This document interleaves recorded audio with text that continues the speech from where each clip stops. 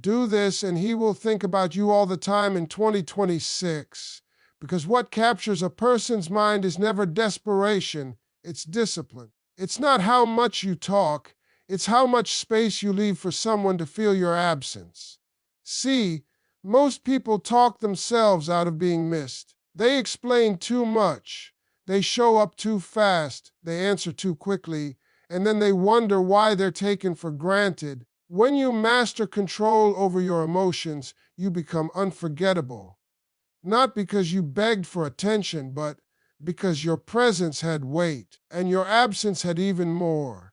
Emotional self-control is the quiet power that makes someone stay in your thoughts long after the moment has passed. Most people think attraction comes from saying the right thing at the right time, but the truth is it comes from knowing when not to say anything at all. When you control your emotions, you stop reacting from fear and start responding from confidence.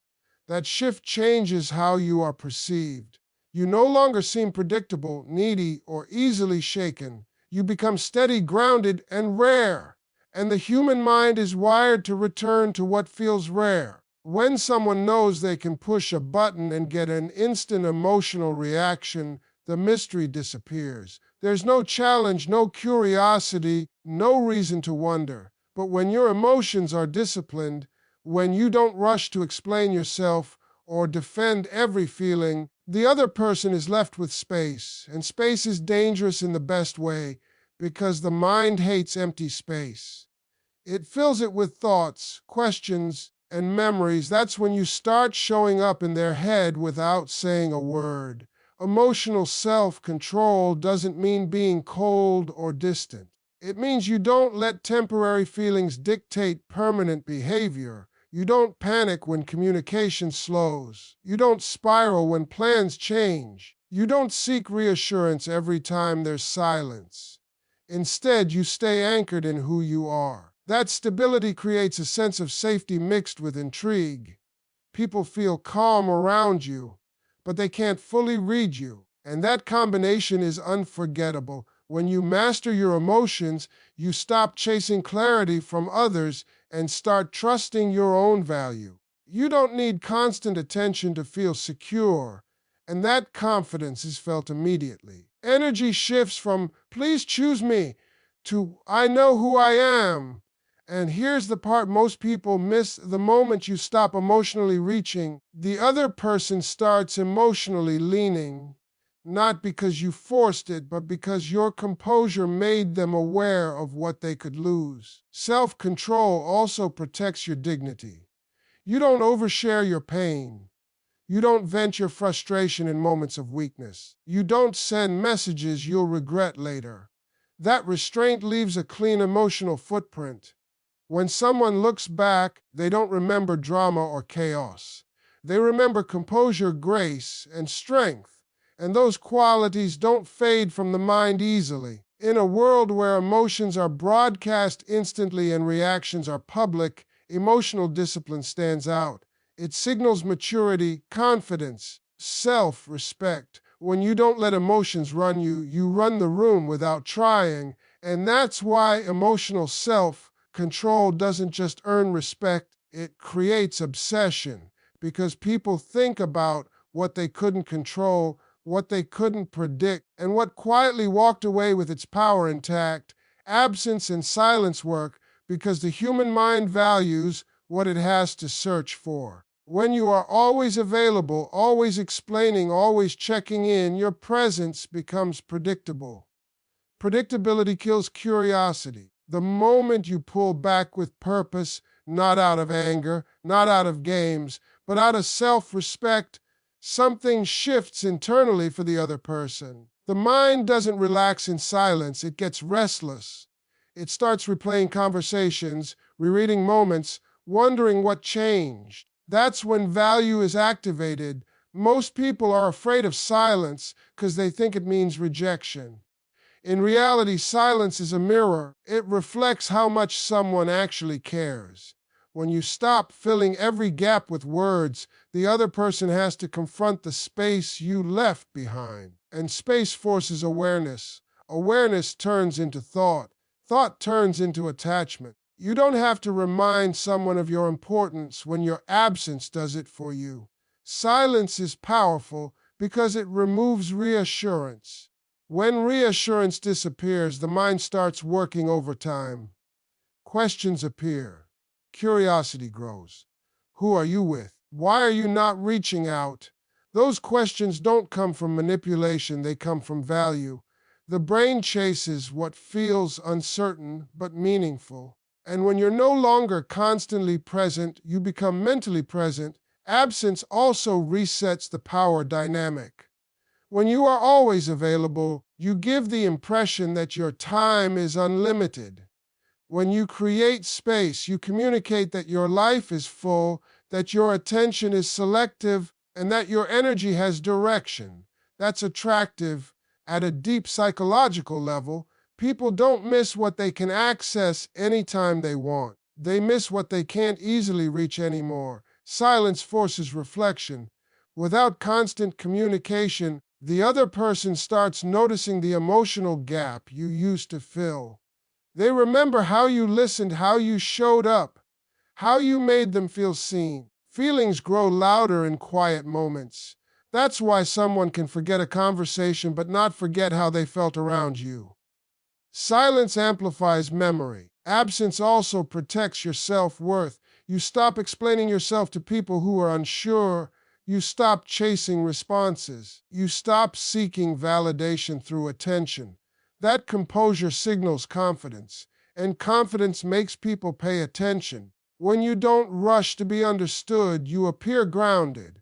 When you don't rush to be chosen, you appear valuable. In a world where everyone is constantly visible, constantly posting, constantly reacting, silence becomes rare. And rarity increases value. When you step back, you allow someone to feel the weight of your absence. You allow them to recognize what your presence actually meant. The mind always clings to what it realizes too late it didn't appreciate enough. Consistency in self-worth is what separates someone who is temporarily interesting from someone who becomes unforgettable. Anybody can feel confident on a good day, but when your sense of value doesn't change on attention, mood, or circumstances, that stability leaves a deep impression. When you don't rise too high from praise or sink too low from silence, you signal emotional maturity. People notice that. They may not say it out loud, but they feel it, and feelings are what stay in the mind. When your self-worth is consistent, you don't audition for approval. You don't adjust your personality to be liked. You don't shrink yourself to keep someone comfortable, and you don't overextend yourself to prove loyalty. You show up as the same person whether someone is fully present or half interested. That steadiness is rare, and rarity creates memory. The mind remembers what feels solid in a world full of emotional chaos. Inconsistency confuses people, but not in a good way. One day confident, the next day insecure. One day distant, the next day chasing. That pattern creates noise, not impact. When your behavior aligns with your value every single time, people know what you stand for. They know what access costs. They know there are lines you won't cross just to be chosen, and once someone recognizes that, they can't unsee it. Consistency also teaches others how to treat you. When your standards don't disappear because you like someone, respect grows. When you don't tolerate mixed effort, mixed signals stop feeling comfortable to them. You don't have to demand respect when your actions already require it. That's when someone starts thinking twice before pulling away, before acting careless, before assuming you'll always be there no matter how they show up. A consistent sense of self-worth also changes how moments end. Even when things don't work out, you leave without bitterness, without desperation, without emotional damage. You don't burn bridges. You don't beg for closure. You walk away whole. And that's powerful. People forget arguments, but they don't forget composure. They don't forget someone who left with dignity intact. When your self-worth is stable, you stop chasing intensity and start valuing alignment. You don't confuse attention with affection. You don't confuse words with effort. That clarity makes your presence calm but impactful. People feel safe around you, but they also feel challenged to rise to your level. That combination stays in the mind longer than excitement ever could. Truth is, people think about the ones who didn't abandon themselves, the ones who stayed true even when it would have been easier to bend. When your self-worth doesn't fluctuate, you become a reference point. Someone measures future experiences against you, not because you tried to be unforgettable, but because you never forgot who you were. Not chasing changes everything because energy always flows toward what is moving forward, not what is running behind. The moment you stop chasing, you stop communicating desperation and you start communicating confidence. Chasing tells someone that your time is flexible, your standards are negotiable, and your attention is guaranteed. When you remove the chase, you introduce uncertainty, and uncertainty wakes people up. They begin to notice the shift immediately, even if they can't explain it. When you chase, you hand over control without realizing it. You wait for replies, you adjust your schedule, you overthink silence, and slowly your focus moves away from your own life. That imbalance is felt. People may enjoy the attention, but they don't value it. Value is created when access feels earned, not automatic. The moment you stop chasing, the dynamic changes from one-sided effort to mutual awareness. Not chasing doesn't mean you stop caring. It means you stop proving. You stop convincing. You stop explaining why you're worth effort. You allow your absence to speak where your words used to beg. And when someone realizes they're no longer being pursued, the brain reacts. Attention turns inward. Questions form. Curiosity replaces comfort. That's when power quietly shifts back into your hands. Chasing also trains people to be passive. When they know you'll always reach out, they never have to step up. When you stop chasing, you give them a choice. Step forward or fade out. That choice creates clarity. And clarity is powerful because it reveals intention. People show who they are when they are no longer being chased. There's strength in staying focused on your own path. When your life remains full, productive, and purposeful regardless of someone else's behavior, you project independence. Independence is attractive because it signals abundance. It says your happiness isn't borrowed, it's built. People are drawn to those who are already moving somewhere, not those waiting to be picked up. Not chasing also protects your self-respect. You don't have to replay messages, analyze tone, or question your worth. You let actions speak louder than promises. If someone wants access, they make space. If they want connection, they show effort. You don't force alignment. You allow it. That restraint creates dignity, and dignity lingers in the mind long after attention fades. When you stop chasing, you don't disappear. You become noticeable in a different way. Your silence isn't empty, it's full of direction. Your absence isn't punishment, it's priority. And that's what makes someone start thinking, wondering, and reflecting.